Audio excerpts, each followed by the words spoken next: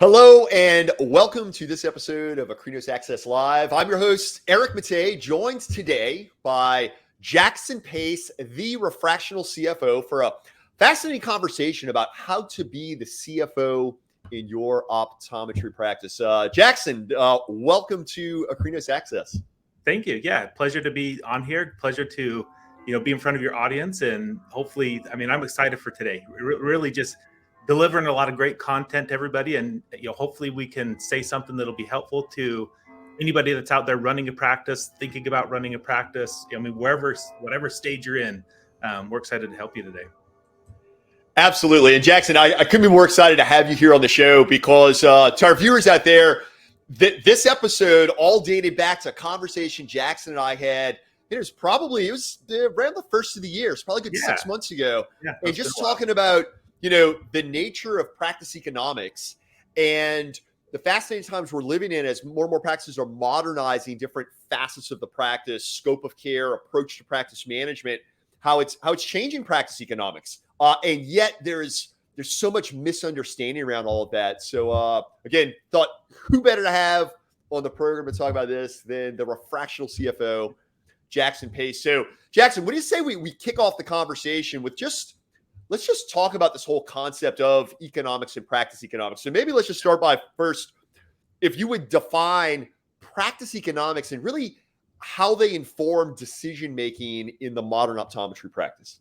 Yeah. So when we think about economics in a practice, there's a lot of numbers that go into it. Sometimes we think of, fractional and CFO and, what in the world is a CFO? What does a CFO do? Are they different from an economic, person?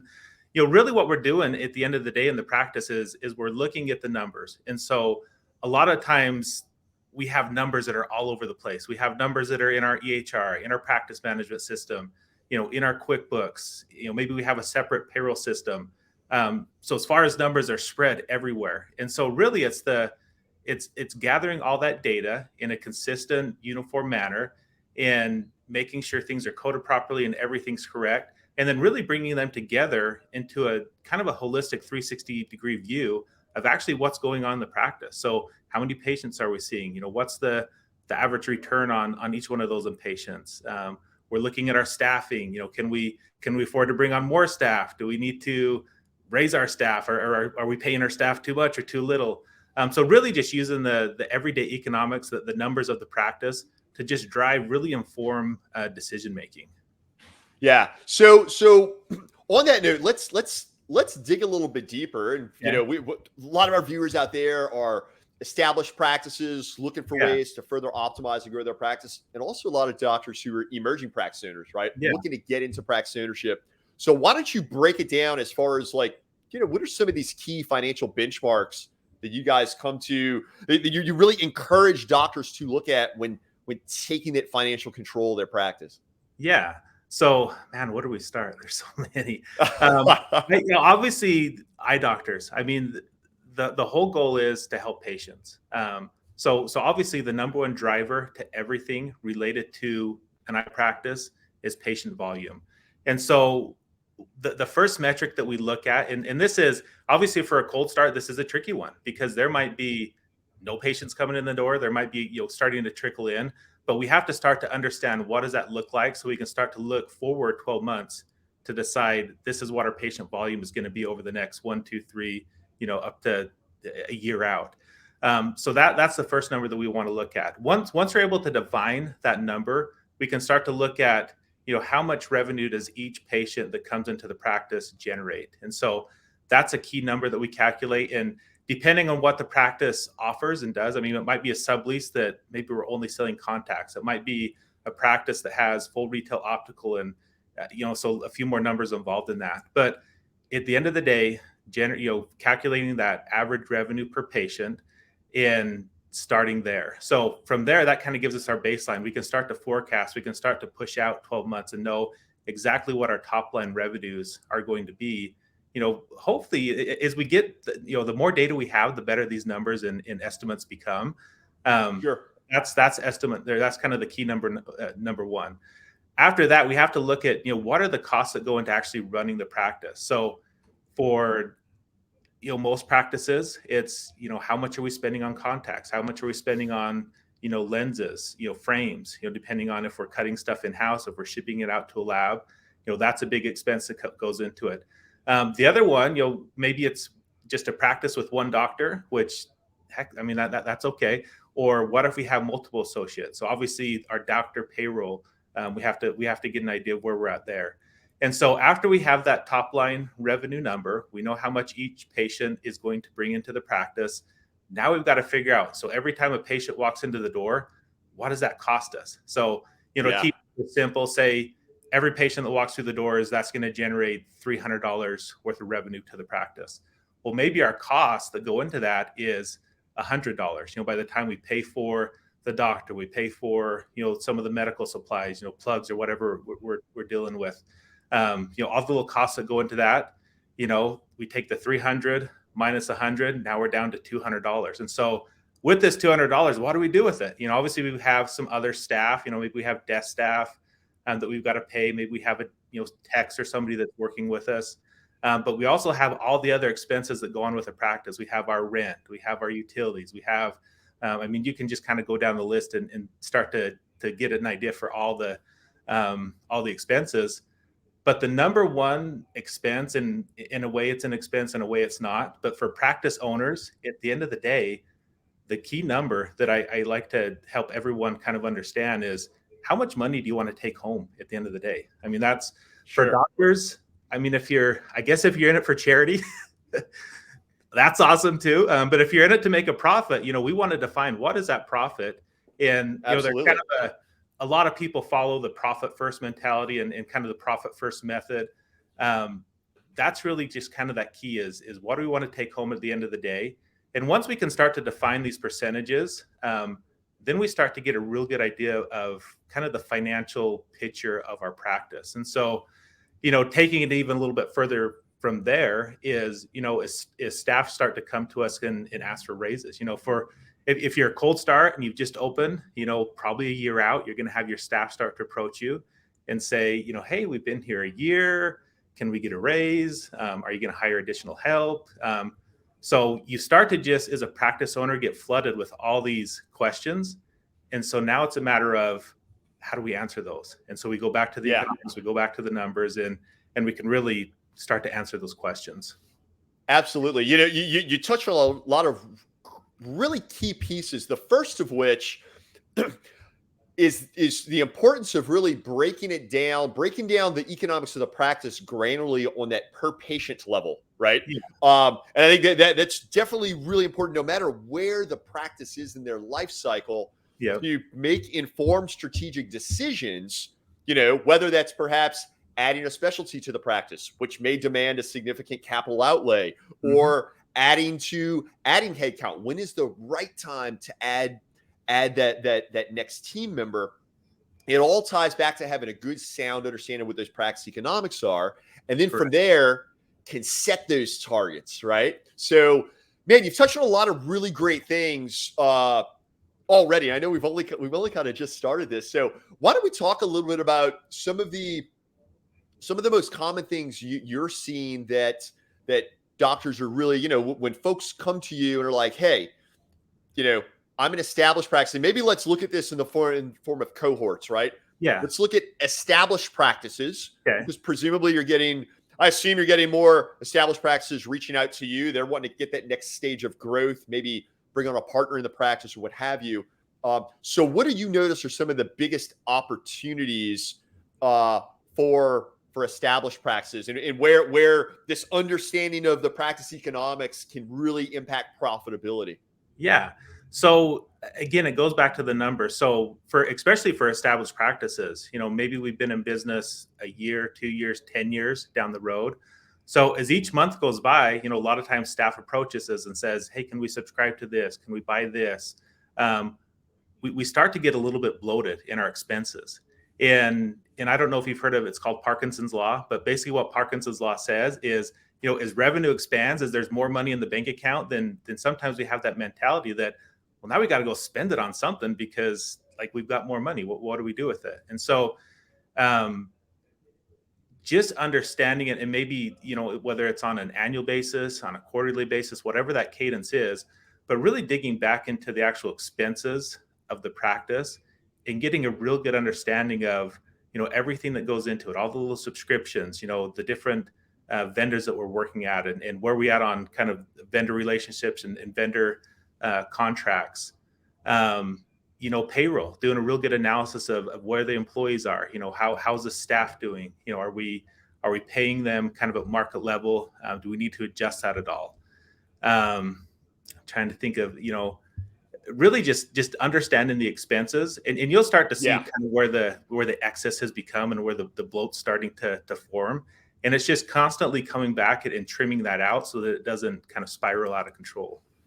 Sure. Yeah. And I think the real key piece, which you mentioned, you making money Yeah. comes to be a little, you making money, you get to spending money. And then when's it time to kind of really dig into it to make some strategic decisions, right? So Yeah. let's talk a little bit about it as it pertains to performing operations and workflows, right? Because I let's face it, these days where there's so many solutions out there to Yeah. address so many different facets of the patient experience or of day-to-day operations, where do you identify some of these key pieces that pertains to those practice economics, Mm-hmm.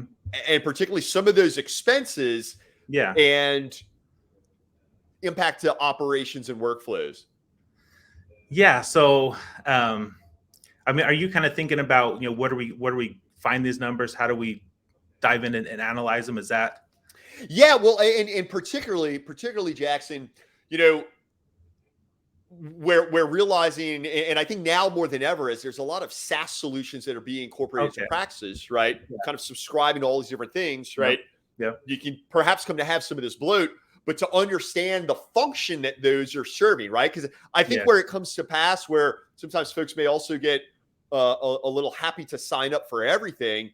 Part of it is having that money, but also realistically, where does it come a matter of generating the ROI? Because Okay. sometimes it's not that there's bloat, but it's that Yeah. the ROI, like, hey, it's there, but you're not utilizing it. So I was just curious, kind of where you find, in your experience in helping Okay. doctors navigate, maximizing the ROI of that spend. Yeah.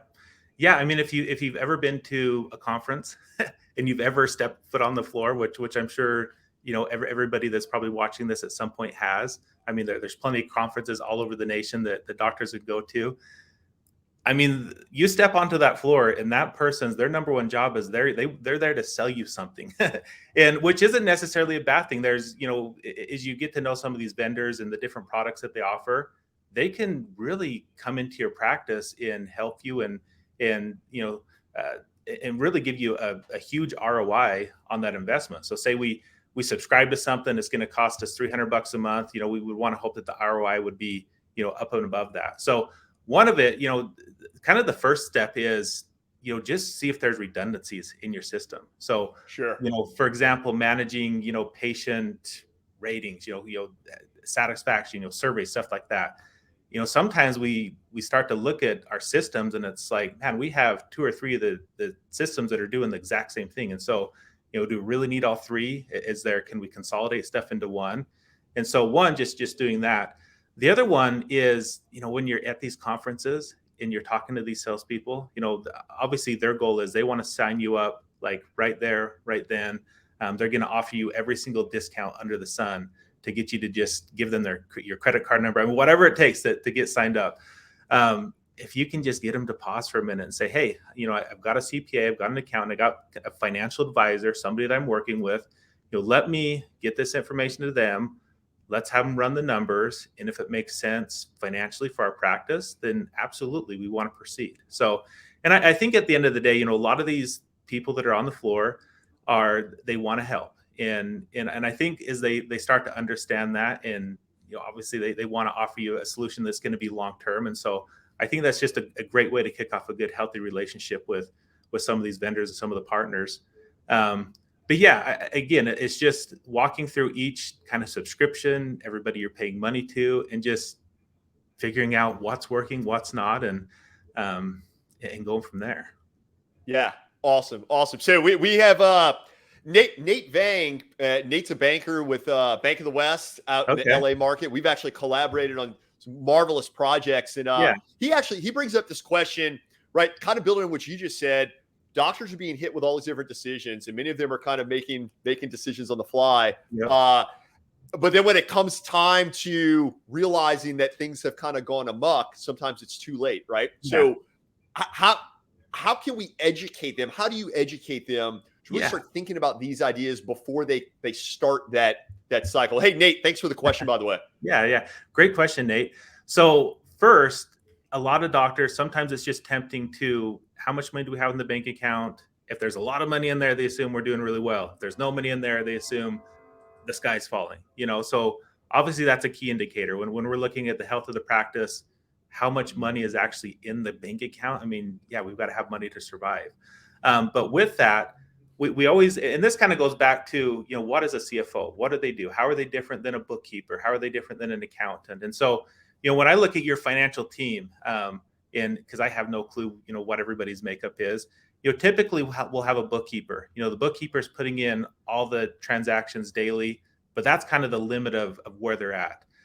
We have maybe somebody that's a controller that's basically double checking all the work of the bookkeeper. But then when we get to the CFO, really what the CFO is doing is they're trying to look forward, at least 12 months, if not 5 years, trying to put together that plan. And the way that they can look forward, obviously one tool they have is they can look back to the historical records and see how things have done. So we start to notice trends and trend lines in the finances of the practice.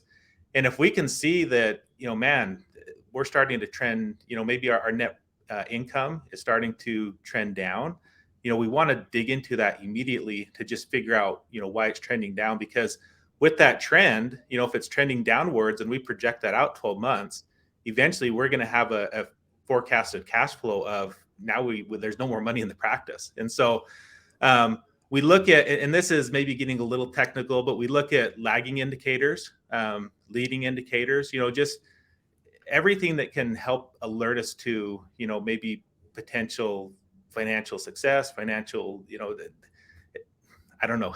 I don't want to get too much in the weeds of finance and accounting, but really just it boils down to, understanding your numbers, looking to the past 12 months, looking to the future 12 months, and really using that to judge really truly where you're at today. Yeah.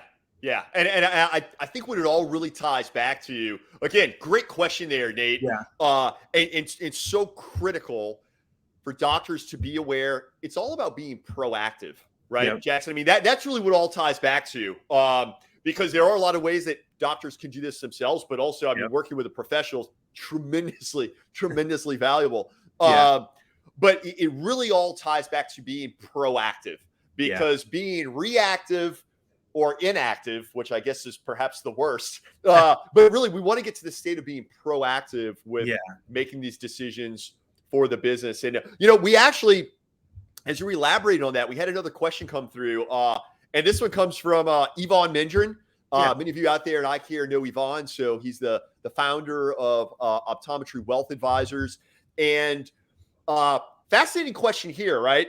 And particularly applying to our doctors who are established practices, who are looking for that next stage of growth, next stage of development. But Yvonne asks, so how do we go about evaluating the math purchase on that new equipment, right? Realizing that some of it isn't necessarily going to be directly impacting profit, but at times it's more a matter of, buying efficiency. So Yvonne, really great question. So Jackson, just as you were saying, you were not wanting to get into granular granular finance statements. Yvonne drops this question, but really great stuff. Yeah, please. Yeah, thanks Yvonne. So 4 years ago is really when I entered kind of this industry and working with eye doctors. And as a new person in the market, 4 years ago, obviously equipment vendors, they're coming to the office. They want to take you to lunch. They want to bring your office, all the staff in the office lunch. And really, they're just trying to sell you on a piece of equipment. And a lot of the equipment they have is, I mean, it's awesome. It does so much stuff. It adds so much value to the patient. The information that it can give to the doctor to really diagnose, to treat, to cure. I mean, it's amazing where the technology is. But with that said, again, there's a lot of equipment out there. And so I think one of the key things with all these, software vendors and everybody that's trying to sell you software equipment, they're going to basically tell you this is going to be the ROI on this piece of equipment. So if you go and buy whatever it is, everybody has their dream list of equipment that they want. They're going to say, if you go out and buy this, you're going to make money. It's going to pay for itself. I think one of the best things you can do really is, if it's a new piece of equipment to use a doctor, to use a practice, to reach out to other practice owners, to reach out to other doctors and just get their experience. A lot of times the vendors, they'll actually give you the names of the people that have bought it. And if not, I mean, if you're involved in, different Facebook groups and stuff like that, to where you can just bounce that question out there, hey, who has purchased this? Can I hop on a phone call with you and just tell me your experience? And so, again, a lot of this is just grassroots. Sometimes it's new equipment. We just need to have those conversations financially with other doctors. That the more, it's like with any decision, the more information we can gather to help us make an informed decision, the better off you're going to be at the end of the day. So, yeah. So a lot of really great insights here. And again, Yvonne, really great question, right? Because it is such an exciting time right now in modern eye care with so many, we have this growing public health need. We have so many advances in the scope of care and technology and equipment. There are a lot of things that can provide tremendous value to the practice, but it really all ties back to understanding your practice economics, benchmark your practice economics, and be proactive with your decisions, right? Whether it's investing in equipment, adding to the team, or what have you. So, can I maybe touch on one? Sorry, please, I was trying to read Yvonne. I was trying to read it in detail and talk at the same time. One thing that maybe I didn't mention on it is really just the efficiencies. When we look at a profit and loss and income statement for the practice, usually one of the biggest line items on there is our staff wages. And so we know it's expensive right now to hire staff. We have to have them. That we love our employees. We couldn't do without them. But at the same time, if there's a piece of equipment out there that will make them more efficient, then absolutely we got to include that in the equation. So if we're doing testing and maybe this piece of equipment can shave off X number of minutes from every patient, which then allows us to see maybe 3 to 5 more patients per day, then we have to take that into consideration. And again, going back to our top line revenue, it's going to increase our top line revenue. Yeah, our expenses are going to go up a little bit, but the bottom line number, that net income, really that's the number we want to focus on. And if we can get that to bump up, then we've won the we've won the game. I mean, we figured out the equation to make it do that. So yeah, absolutely love it. Wow, really a lot of great insights across the board. For those of you just joining us, we're hanging out here, Akrinos Access Live, with Jackson Pace. Jackson's a CPA. He is the Refractional CFO. We're talking all about how to be the CFO in your optometry practice. So let's talk a little bit here. I mean, we've talked about a lot of really exciting and hopefully, if nothing else, thought-provoking topics for our viewers out there. But we really do hope that this is inspiring you to take that step. Wherever you are in your career, take that step to better understanding your practice economics to inform your decisions.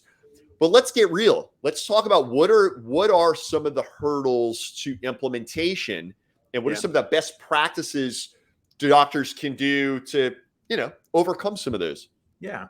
So one of the biggest hurdles is just really getting your numbers in order. So, which is funny because a lot of times, a doctor will open a practice and maybe they'll subscribe to QuickBooks, they'll link some stuff to it, but then that's kind of where they end. And then they get really busy in the practice. We start seeing patients, and then all of a sudden they look back and they realize, oh my goodness, our numbers are a mess. We haven't recorded anything. And it's funny because sometimes at that point they're like hesitant, they're nervous to reach out. Like if I reach out to somebody, they're going to see how messy it is, and they're just going to look down on me that I haven't been able to keep it up. And first and foremost, just know that's never the case. I mean, just absolutely, if you're trying to get over that hurdle, definitely don't. I mean, we're here to help each other. I mean, that's the whole reason I'm doing what I'm doing, is because I have a very you know, I have a lot of knowledge in this industry that I've acquired over the last, 4 years.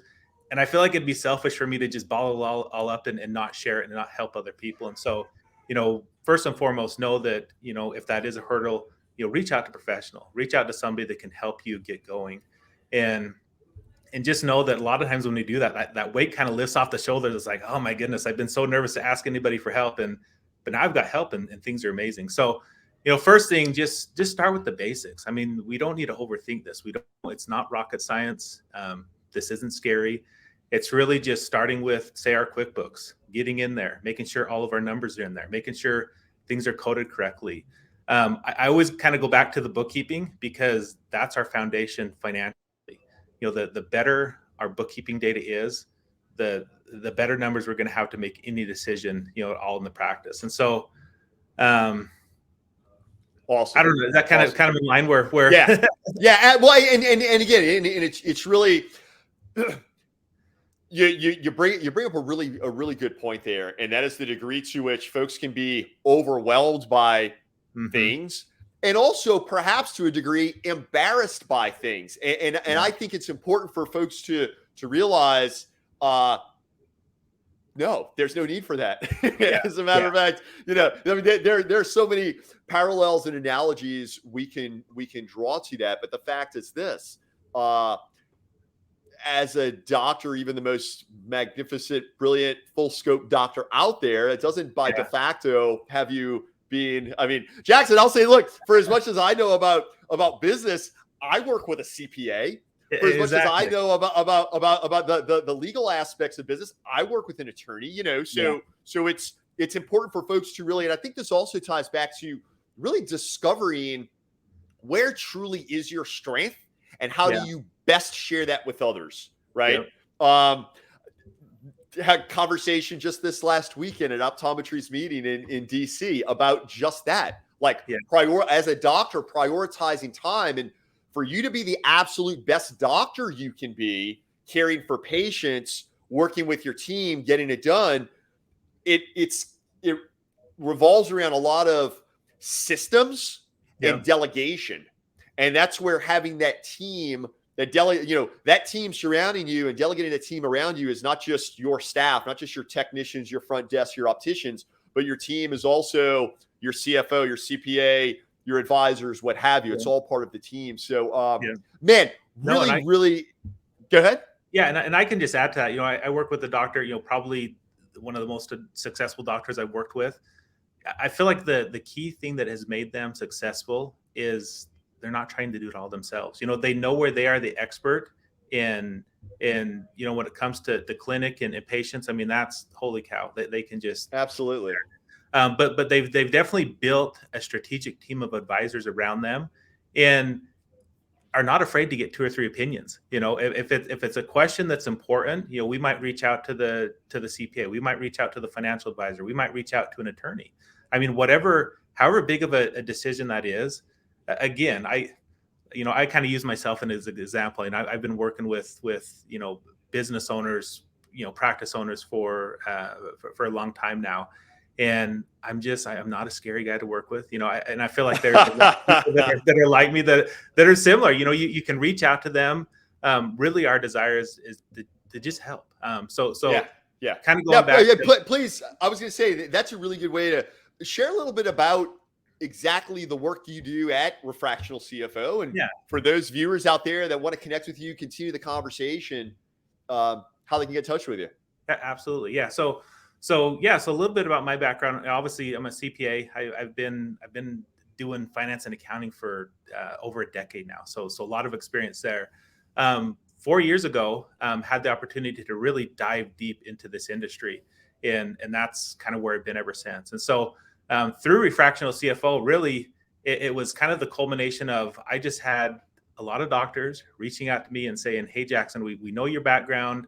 Can you help us?" And so with Refractional CFO, obviously I built that around, just having a platform, having a resource there.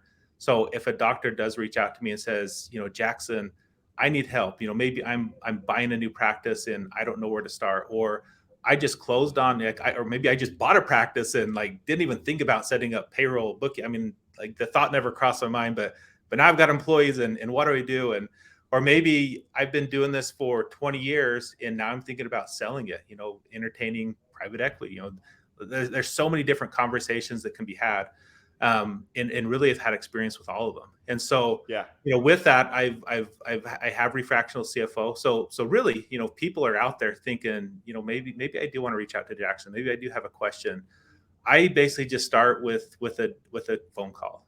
We keep it simple. So on my website, you can click on a button, takes you to a scheduling page. You can schedule a 15-minute phone call with me, and really just tell me what's on your mind. Tell me what you have going on. Tell me what you need help with. If I feel like I can consult with you and help you, I'd love to do it. If I feel like that's not my wheelhouse, I'm probably not your guy. I'm not afraid to be open with people. I want to help people in the areas where I feel like I can 100% dive in and help them the best.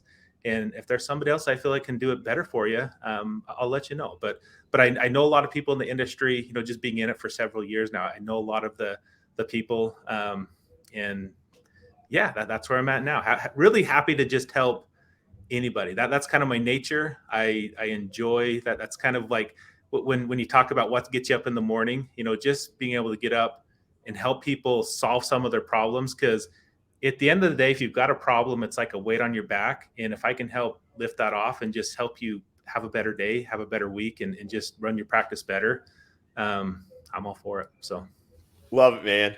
Love it, Jackson. I tell you what a great episode here. Thoroughly enjoyed having you on. Cool. Folks, Jackson Pace, CPA, the Refractional CFO. Today we were talking all about how to be the CFO in your optometry practice. If you'd like to continue the conversation with Jackson, learn more about how they can help you achieve your goals, check out refractionalcfo.com. And for more great practice management tips, insights, and solutions, check it all out at Akrinos.com. Follow us on the socials, subscribe to the Akrinos YouTube channel. And on behalf of our team here at Akrinos, Eric Matei signing off. Okay, thanks. Great seeing you guys.